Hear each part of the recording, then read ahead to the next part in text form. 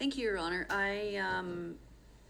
I brought this to the agenda, despite what some people might be saying online, in response to resident concerns and rising resident alarm about coyote sightings and coyote predations. So I would, I thank Rebecca for the report. I would like to move ahead with a trial trapping program. I would like to model it after Torrance. They trapped 5 months a year for a certain period of time, and then they've been trapping monthly for at least a year. They have a legal program. They are not being sued. They are being humane. It's working well. The sightings have gone down. And as I understand, the community feels safer, and their pets, the data seem to support that the predations have gone down as well.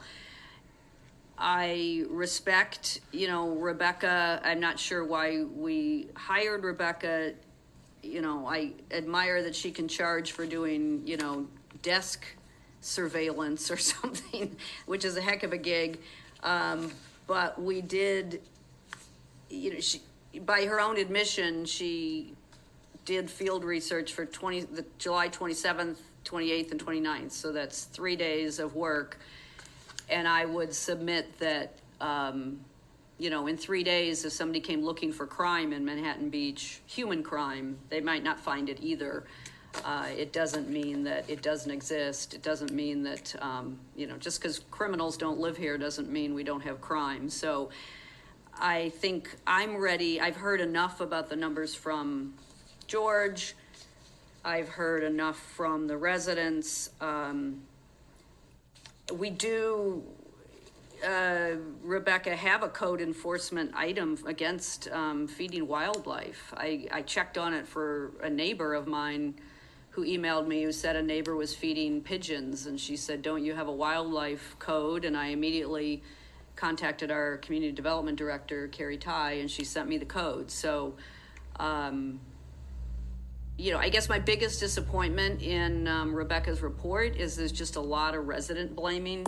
That when we see our neighborhood watch emails come around from our block captains, and it notes all the crime statistics of the week, the highlight in red on those crime statistics are those things that we as residents could have improved on, whether that's an unlocked car that was broken into, an unlocked bike, a garage that's been left open. And we say to our residents through our police department, these are areas where you can be improving so that we can reduce our crime.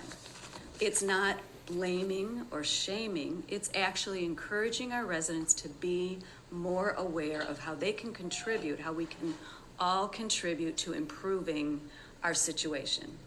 Again, the recommendations in this report from Rebecca and all of the recommendations and all of the steps that are identified in the police department's coyote management plan include recommendations on how our residents can be more involved in being responsible and helping to address the coyote management issue. I don't feel shamed or blamed because I knew my neighbors were feeding cats outside. I just feel informed. And I think that these steps are more ways for us to be more responsible and more informed. And I think that that's a far better and humane way to address this issue. Okay.